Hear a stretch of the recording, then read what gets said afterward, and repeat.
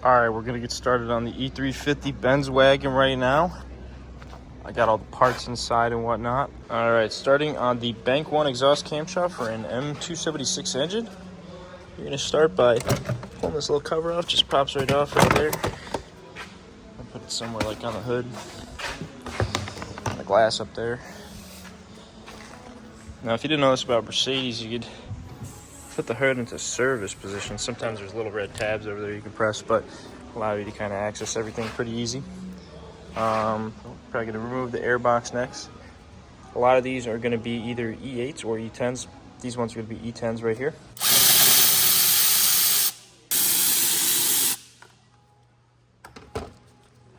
I would suggest getting a magnetic tray for all your bolts.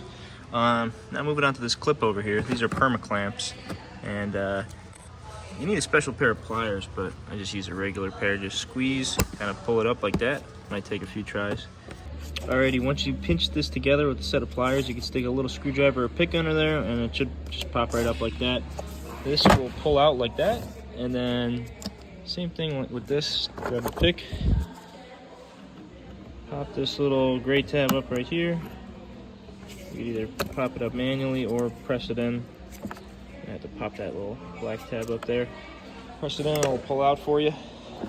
And this whole thing should just pull right out for you. Set it to the side. All right, next we're going to remove the intake manifold. So there's a few different things that have to come off to get the intake manifold off. One being this centrifuge / PCV hose. This is going to be a T20 right here. This will just pop right out once you get that T20 out. There are going to be 4 E10s holding this manifold in. It's actually pretty simple to take this thing out. You got 2 more T20s here. These are fake, so these both come out right here. This little cover will come off. There'll be 2 E10s there. You're going to need to shave it down most likely, unless you want to use probably a 12mm socket might fit over that, but yeah, so there will be 2 E10s here. And then you see these little holes back here. There's going to be another 2 E10s. You can kind of feel them out. If you put the socket back there, it'll land right on them. So there's 2 E10s. You come around here, there's going to be 2 electrical sensors. One right here, and then another one right there. It should be all good for that side. And then on this side over here, there's going to be this little vacuum line going from the vacuum pump. Goes right there. And it kind of comes underneath. The only piece you need to disconnect is right here. It might be easier once you already pull the manifold off to kind of get at it. It's going to be electrical connector right there. And then it's going to be easy to take it off, but to put it on, it's going to be a little harder. There is a, if you can see right here, a little vacuum line that goes into the vacuum pump right there. I'll kind of show it a little bit better once I take it off. But after that, the whole manifold should just pull off nice and easy.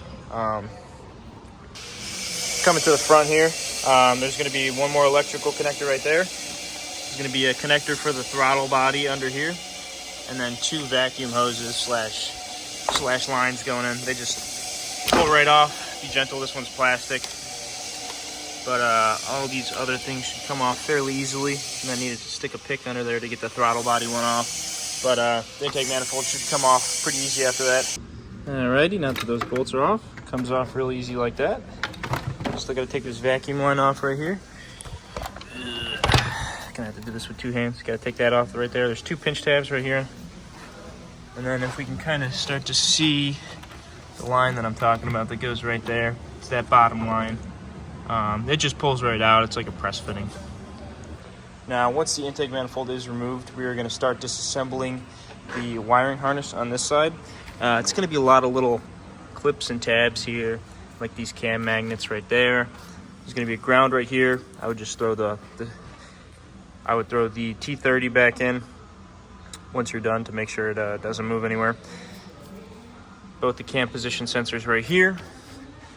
And then we're going to come around and start unplugging all the ignition coils and the injectors.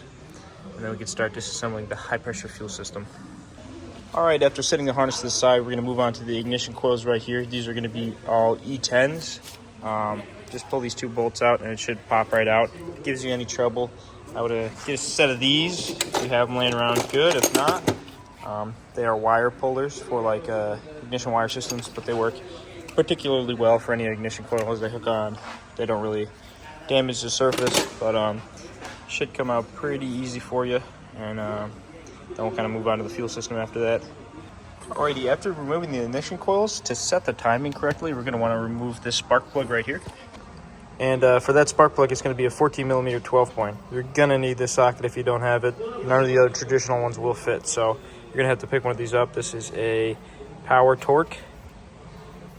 So I would definitely recommend buying one of these. You could probably find them on Amazon for, I would assume, less than $20. Alright, you're going to need a 27mm socket and a breaker bar or extended ratchet like that. And what you're going to want to do is stick that down there into the cylinder itself. It should be touching the piston. Alright, you're going to need a 27mm socket and a breaker bar or extended ratchet here. And then what we're going to do is stick a long 1/4-inch extension like this into the cylinder. And now you have to be very careful as to not bend that or cause any other damage. So keep an eye on that as you're doing this. But we're going to want to rotate the crank over till the 53-degree mark on top of the crank right here. You'll see it come around. So after we rotate this over, you're going to see the 53-degree mark, and it's going to line up with that little notch right there. So line it up pretty much perfectly. Might have to go around again to get it to be dead center, but line it up with that notch right there. Make sure it's dead center and do not rotate the motor backwards. Alright, that's going to be 53 degrees after top dead center for cylinder 1. So you can see cylinder 1 is at top dead center right now. And then you're going to want to remove these 4 camshaft position sensors, and I'll show you why in a second here. Alrighty, when you move those camshaft position sensors, you'll be able to see that these are halfway. See how all these are halfway? Halfway. And then this one is in the middle right there. And this is the one we do have the code for, it being out of position or permissible range. So we're going to end up changing this exhaust camshaft as that reluctor ring cannot shift separately from it. So I'm going to go ahead and start removing this cylinder head cover right here. And we'll show you guys how to do this, starting with the fuel rail right here. These are going to be 6 E10s holding it in. And then you're going to need I believe it's a 19mm wrench to take that union off right there. There's going to be another one under here with the heat shield. You're going to have to take this heat shield off, which is 2 E10s. One is here. One is going to be all the way underneath back here. It's going to be hard to get through, so you're going to need a shorter ratchet and a little bit of patience to do that one. All right, we just removed the exhaust manifold heat shield here. It is 4 E10s. All right, we removed the sound deadening foam right here, and then you're going to come over with a 19mm wrench and remove these 2 unions on the high pressure fuel pump right here. There will be 2 E40s holding this high pressure fuel pump in, 2 19 union joints there, and then 1 electrical connector, which is right on the bottom right there. There's going to be 1 T30 holding this line assembly. There we're going to remove that T30, and then we're going to get a few more E10s off to get this pump housing off right here, and then we'll have access to the last E8 holding that PCV in. Alright, we're going to pull the fuel rail out now, put that to the side over here, and we're going to work on those 4 E10s. Alright, after getting those 4 E10s on the pump housing out, there are 4 E8s holding that PCV/centrifuge in there, and then everything else should pretty much pull out this hose right here. This just pops out. Careful, it's brittle. Put that to the side, take that centrifuge out, and then we're going to take off all of these E10s and then pop this thing off. Alright, now that the PCV is removed, we're going to take off the top cover. First, we're going to have to take off this top cover. There's going to be 6 E10s holding these 2 cam magnets in. And there's going to be remaining 8 E10s holding this front plate in. They are aluminum, so I do recommend replacing them. But if you have to end up reusing them, I would just snug them down very carefully by hand, and then just do like a 1/4 turn with a little 8mm wrench or the socket itself. If you look at the old camshaft, it sits right in the middle right there, so not certain why they did that. So we've got a T60 with a breaker bar here in the vise, and then this is a T100 security bit that comes with a timing tool, and we're going to take off that camshaft phase and swap it over to the new camshaft. And you can see there's 2 little dots right there, so it's pretty much doweled in there. It'll only go on one way. You'll feel it when it clicks in. If you try to go any other way, it's not going to sit correctly. Do not tighten it down like that. I recommend replacing this bolt, but if you don't, put some blue Loctite on the threads. Looking like we're going to tighten that bolt down to 130 Nm. I would use a little bit of blue Loctite on there as well, just to be sure. Set up the timing tool. You're gonna grab 2 bolts and one of these hold down tools right here. So the more I look at it, the more I'm confident that this mark is different than the one on the other one, and that this one may be correct, because I did set this down here. I held it down there for a little bit, and then I put the cover on, and this, pops up right where it should, right in the middle. It should be like halfway. You'll see it earlier, and I'll show it again. But before it wasn't doing that, even though the mark was lined up, and now that this mark is a little bit different, it lines up perfectly with the top of the cover right there. So, I'm kind of confident that the mark was incorrect on the other one, and that's why it was throwing that code there. But we're going to get everything put back together right now. With this, you do have to pull tension on it. The tension on the chain will be brought out by the slack on this side, but on this side you have to pull it over and then get that mark as close as you can to this surface right here. It might not be perfect, but it's either going to be 1 tooth behind or 1 tooth, forward, to be as close as you can. It's kind of hard to see there. Let me get my light on.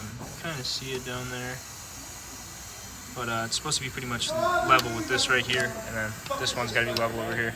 While we are in here, we're going to be warranting out the upper timing chain tension. Here's the part number for it. Looks a little something like this. There's a little green froggy nipple on the end. Do not pull that pin until you get it installed and everything torqued down right there. That looks a little bit better. If you sit over this 12 o'clock position, halfway. Same thing over here, halfway. Halfway. Halfway. So while test fitting the valve cover / cam cover, you can see that it's dead in the middle now. Dead in the middle. So that kind of makes me believe that the mark on the original camshaft was incorrect and the new one was correct. Now we're able to set it via that one, and I don't think we should have any more issues regarding that. Alrighty, so after this is tightened up, you pull the pin.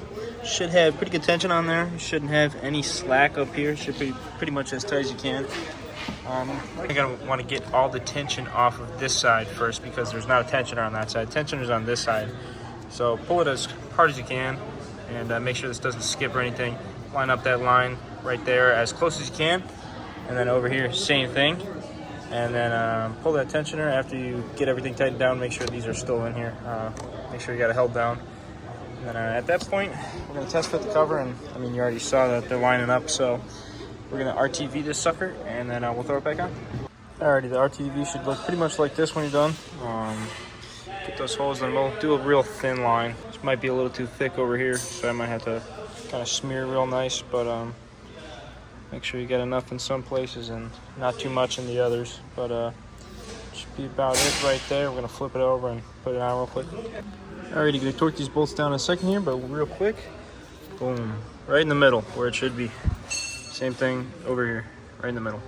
All right, once you snug them down a little bit, these are going to be 12 newton meters plus an additional 90 degrees to get it to 12 newton meters. And if you don't have a degree angle on the torque wrench, you're going to have to just mark it at the 12 o'clock, and then when it's at the 3 o'clock, you know you're done.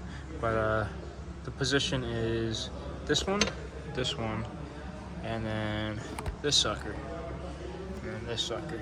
And it's pretty much the same thing. You go boom, boom, boom, boom over there, and then you go back to this side, boom, boom, boom, boom. Back to this side, and then you finish off those two on the end right there.